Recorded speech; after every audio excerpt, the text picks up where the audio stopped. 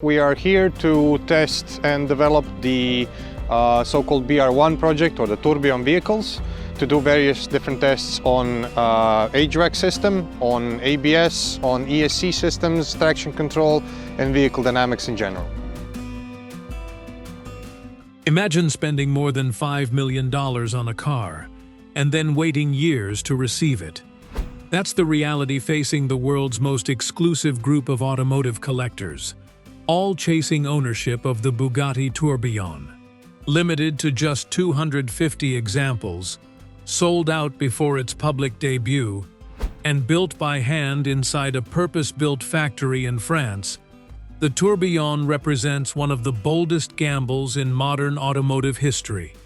In this video, we'll uncover the secrets behind Bugatti's new V16 hybrid, the remarkable craftsmanship hidden inside the cabin, and the strategy that turns scarcity itself into the ultimate luxury. So what really happened? And what does the evidence reveal? Let's explore the story. Bugatti's new home, in Molsheim. Before a single Tourbillon could reach a customer, Bugatti needed somewhere to build it, and the company decided that an existing facility, however storied, would not be enough. Instead of expanding an old assembly line, Bugatti built an entirely new atelier from the ground up, placed inside the grounds of Château Saint-Jean in Molsheim, France, the same property the brand has called home since the 1920s.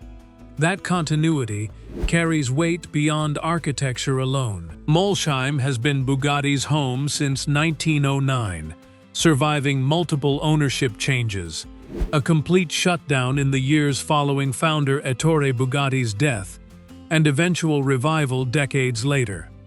Placing the newest, most technologically ambitious Bugatti ever built on the exact same grounds where the company's earliest cars were assembled was never simply a logistical choice.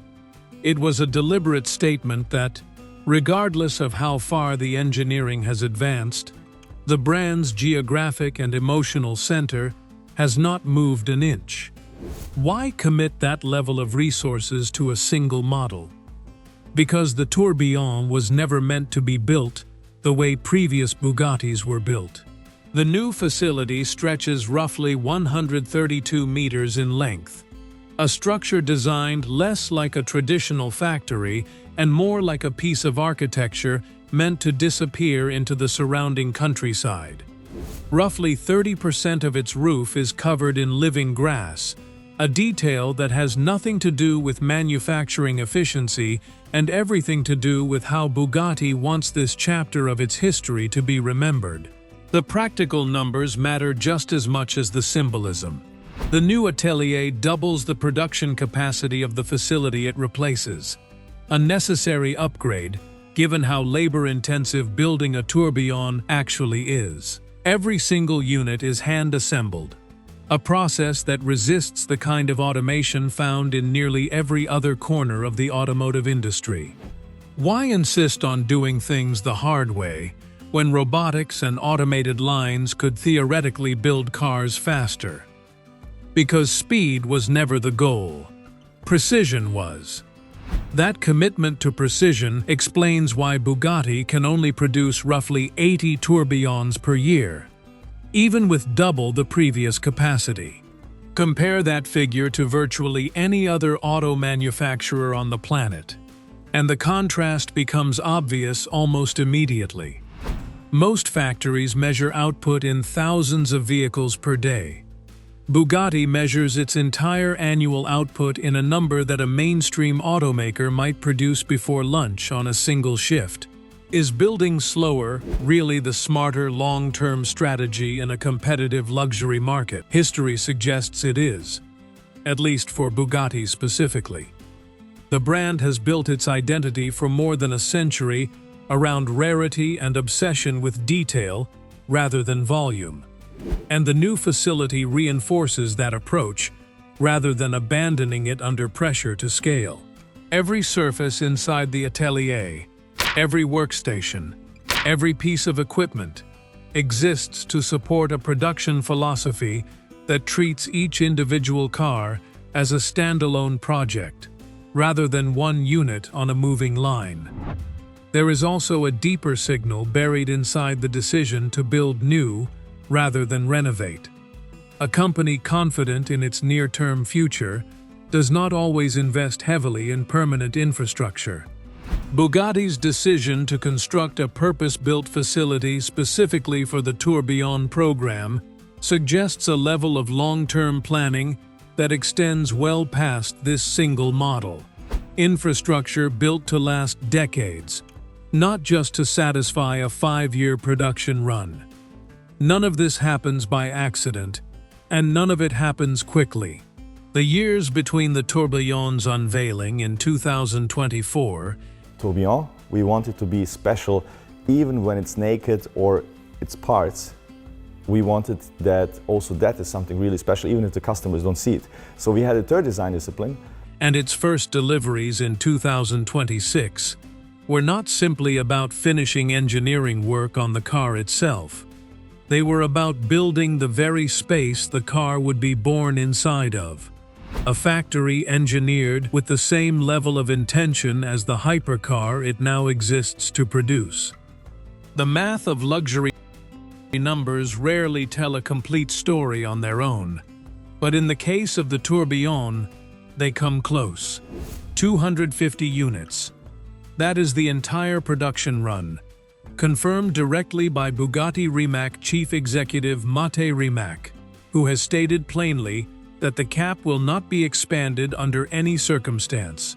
No matter how much demand grows once the car reaches the public eye, the answer to requests for more units will remain the same. Why commit to such a hard ceiling when demand clearly exceeds supply? Because scarcity, for Bugatti, is not a marketing tactic layered on top of the product.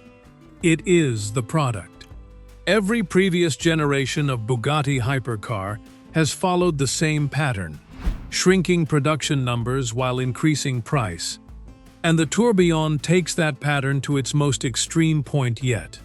The Veyron, by comparison, was built in a run of 450 units.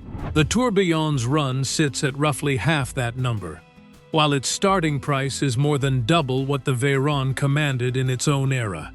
The Chiron offers another useful comparison point. Bugatti built 500 Chiron units across that model's production run, a number that already represented serious exclusivity within the supercar world. Bugatti Chiron Sport. This car has only just arrived. Bugatti's W16 8-litre quad-turbo hypercar. It's a car that has 1,500 horsepower, 1,600 newton-meters of torque. It goes insanely fast. The Tourbillon's run of 250 sits at exactly half that figure, continuing a clear trajectory across 3 consecutive Bugatti generations. More performance, higher prices, and a steadily shrinking number of cars available to actually own one. That starting price is itself a significant figure. The Tourbillon begins at 3.8 million euros, translating to approximately $4.1 million US before taxes. Final pricing climbs considerably higher once customization comes into play, with fully optioned examples frequently exceeding $5 million. For context, that starting figure alone places the Tourbillon among the most expensive production vehicles ever built by any manufacturer in automotive history. Perhaps the most striking detail in this entire story is the timeline of when those 250 units actually sold. Every single allocation was claimed before the car was ever shown to the public. Not after the unveiling generated buzz, not after media coverage built anticipation, before any of that happened. How does a company sell out an entire multi-year production run of a vehicle nobody outside the company has even seen? The answer lies in trust, built over decades, not marketing built in months. Buyers at this level are not responding to advertising campaigns or persuasive sales pitches. They are responding to a relationship with the brand itself. built through previous ownership of the Veyron, the Chiron, or other limited Bugatti models, combined with confidence that whatever Bugatti builds next will justify the investment. That kind of trust cannot be purchased or manufactured quickly. It has to be earned across multiple product generations. There is also a financial reality worth acknowledging plainly. A car that sells out before production even begins effectively removes risk from the manufacturer's side of the equation. Every unit built across the next several years already has a confirmed buyer attached to it, which allows Bugatti to focus entirely on craftsmanship and timeline, rather than navigating the uncertainty of unsold inventory. That security is part of what makes a multi-year, hand-built production schedule even possible in the first place. 250 units, sold before launch, built across roughly 5 years, at a price exceeding $4 million before customization. Every figure in that sentence reinforces the same underlying message. This was never going to be a car built for a mass audience. It was built for 250 specific people, and the math behind that exclusivity is exactly what makes the delivery of even a single unit feel significant. The new V16 ERA.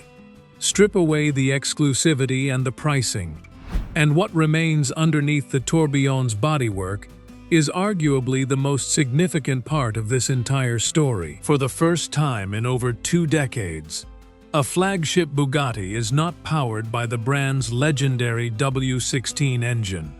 Is Bugatti's new 8.3-litre V16 engine that's due to go into the successor to the Chiron. Now this is a naturally aspirated motor that revs to 9,000 RPM and makes 1,000 brake horsepower all on its own.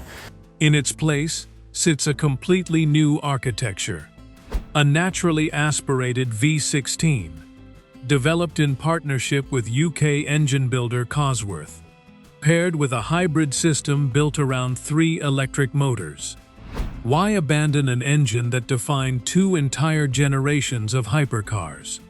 Because doing everything from scratch, according to Bugatti Rimac's own leadership, was viewed as a necessary gamble rather than an unnecessary risk.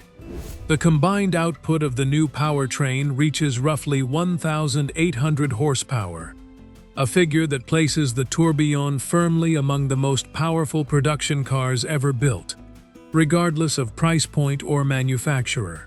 The choice of Cosworth as an engineering partner carries its own significance. The UK-based company has built a reputation across decades of motorsport for precision engine work, and bringing that expertise into a flagship French hypercar reflects how global the modern automotive industry has become, even for a brand as fiercely tied to its own heritage as Bugatti. Collaboration across borders, in this case, did not dilute the car's identity. It sharpened it. The hybrid component of that figure deserves particular attention. 2 of the 3 electric motors sit on the front axle, with the third positioned at the rear, all drawing power from a centrally mounted battery pack. That central placement is not an arbitrary engineering decision. It directly improves weight distribution, which matters enormously in a car capable of speeds exceeding 400 kilometers per hour. Here is where the story becomes genuinely remarkable. Adding a hybrid system, additional motors, and a battery pack to any vehicle typically increases weight substantially. Yet despite all of that additional hardware, the Tourbillon weighs less than the Chiron it replaces. How does a manufacturer add power, complexity, and an entirely new propulsion system while somehow making the final product lighter than its simpler predecessor? Part of the answer comes from another engineering first buried inside the chassis.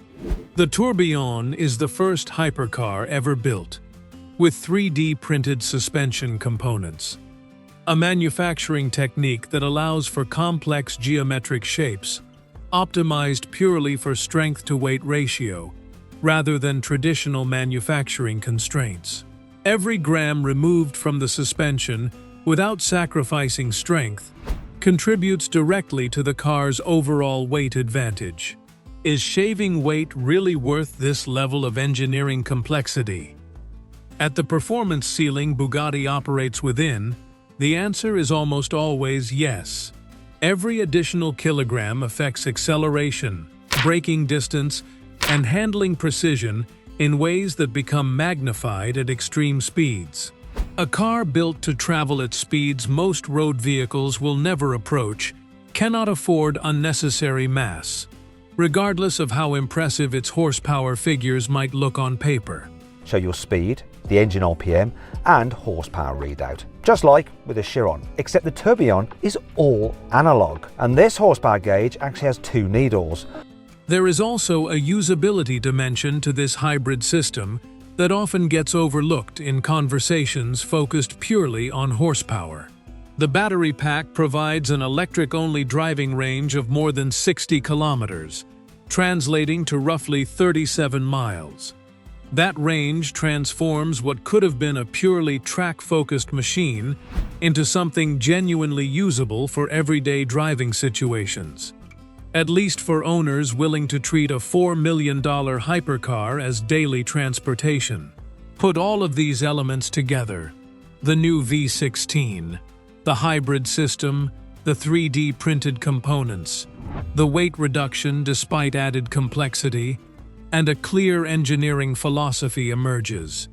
The goal was never simply to build something more powerful than the Chiron.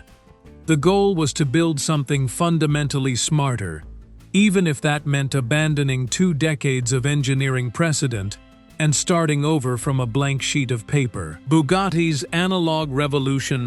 Modern hypercars increasingly compete on digital sophistication, larger screens, more elaborate software interfaces, increasingly complex driver assistance systems.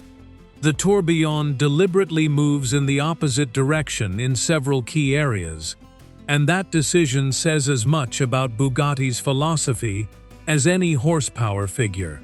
Consider the instrument cluster facing the driver.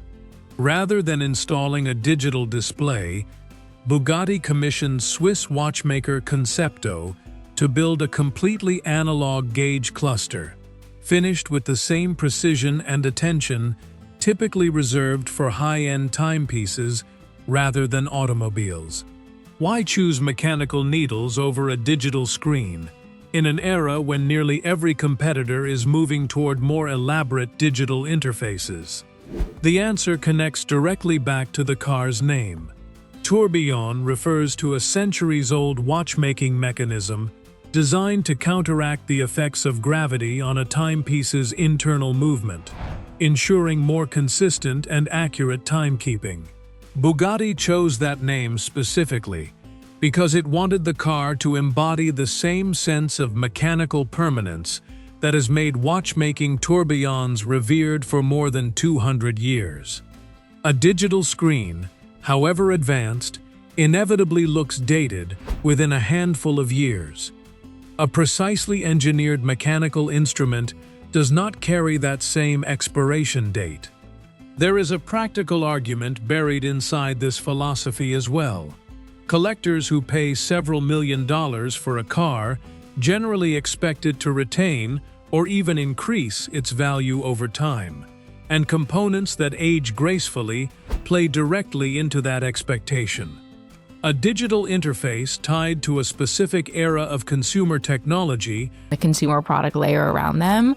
So I think the optimistic view is that the models are now mature enough, and many are available either open source or via API for people to build great, more traditional consumer products on top of them. risks looking obsolete within a single decade.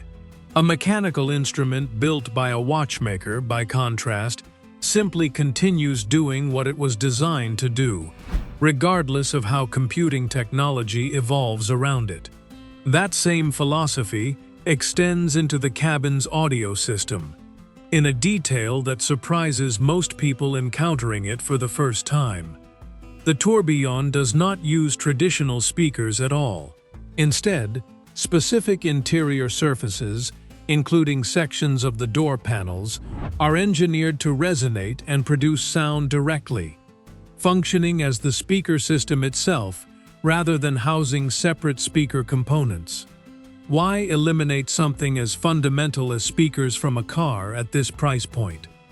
Because doing so accomplishes two goals simultaneously. It removes the weight and physical space traditional speaker housings would otherwise occupy, while also creating an entirely unique listening experience that no other manufacturer currently offers. Every decision inside this cabin appears to trace back to the same underlying question: does this component serve the long-term identity of the car, or does it merely chase a passing trend? This approach extends to the broader design language as well. The Tourbillon's exterior draws directly from four specific historical design elements tied to some of Bugatti's most celebrated vehicles: the horseshoe grille, the signature Bugatti line, a central ridge running along the body, and a distinctive dual-color split across the bodywork. None of these elements were chosen arbitrarily. Each one connects the newest Bugatti directly to specific moments in the brand's 115-year history. Is there a risk in leaning this heavily on heritage rather than embracing every available modern technology? Some manufacturers might view restraint as a missed opportunity to showcase cutting-edge capability. But Bugatti's specific positioning within the luxury market depends almost entirely on timelessness rather than novelty. A car intended to remain relevant and desirable decades from now cannot afford to anchor its identity to technology trends that will inevitably feel outdated within a single product cycle.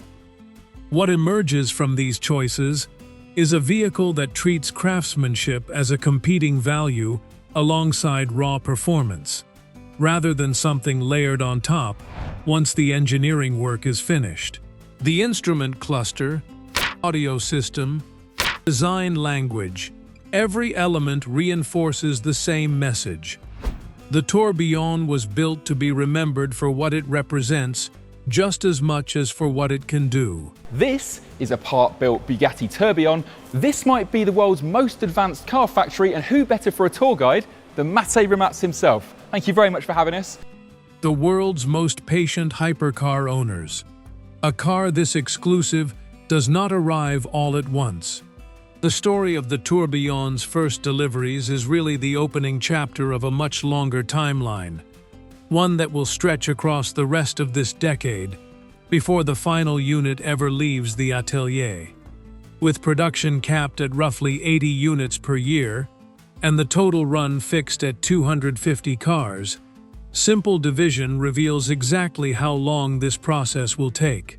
Deliveries that began in 2026 will continue steadily through 2029, meaning the very last Tourbillon owner will likely receive their car roughly 3 years after the very first owner does. What does that staggered timeline actually mean for the 250 people waiting? It means patience becomes part of the ownership experience itself, long before any of them ever sit behind the wheel. Rather than treating delivery as a single transactional moment, Bugatti has built an entire experience around the wait, including private events, factory visits, and bespoke configuration sessions that allow each owner to participate directly in shaping the specific car they will eventually receive. This extended rollout also reflects something true about the broader Bugatti business, beyond just the Tourbillon program specifically. The year immediately preceding these first deliveries was described internally as the most successful production year in the company's entire history, driven by record output across its existing lineup. That context matters because it demonstrates Bugatti was not desperate or struggling heading into this transition. The Tourbillon program launched from a position of strength, not necessity. The broader automotive industry has taken notice of this rollout for reasons that extend beyond Bugatti's own customer base. Every major hypercar manufacturer studies how the segment's most exclusive brand manages scarcity, pricing, and the customer experience surrounding a multi-year delivery window. Whatever lessons emerge from how smoothly or how unevenly these 250 deliveries unfold over the next several years will likely influence how the next generation of ultra-exclusive hypercars approaches its own production and delivery strategy. Is there a risk that stretching deliveries across multiple years could dampen excitement compared to delivering everything at once? In most industries, that concern would carry real weight. But for a brand built almost entirely around scarcity and anticipation, a multi-year rollout arguably extends the cultural relevance of the car rather than diminishing it. Every individual delivery becomes its own moment worth discussing, rather than all 250 units disappearing into private collections within a single news cycle. Beyond the Tourbillon itself, here we are, guys, with the Bugatti Tourbillon, and let me tell you all the insane facts about this masterpiece. Bugatti has continued expanding what ownership at this level actually includes. The brand has built community-focused experiences around its broader hypercar lineup. Grand touring events through Europe, an annual festival held in Molsheim itself, and traditions like a private holiday dinner hosted at Chateau Saint-Jean. These experiences extend the relationship between Bugatti and its owners well beyond the moment a car changes hands, reinforcing exactly the kind of long-term trust that allowed all 250 Tourbillon units to sell before the car was ever publicly revealed. So what should anyone watching this actually take away from the beginning of Tourbillon deliveries? Not that a car has launched, but that an extended, deliberate chapter in Bugatti's history has only just begun. Every detail covered here: the purpose-built factory, the uncompromising production cap, the entirely new powertrain, the watchmaker-built instruments, points toward the same conclusion. This is not simply a hypercar reaching its first owner. It is the opening movement of a multi-year story that will continue unfolding, one hand-built car at a time, until the 250th and final Tourbillon eventually rolls out of Molsheim sometime in 2029. 250 cars, 5 years of production, one factory built specifically to bring this exact vehicle into existence. What began as a 2024 unveiling has now become something far more tangible: a completely new V16 hybrid engine, watchmaker-built instruments, and real cars finally reaching real owners. Every detail behind this rollout, from the production cap to the craftsmanship inside the cabin, points to the same conclusion. This is not a single launch moment. It is the opening chapter of a multi-year story. If you think this level of exclusivity is what defines a true hypercar, let us know in the comments below. Like this video if you enjoyed going inside this story, and subscribe so you do not miss the next chapter from inside the world's most exclusive car brand.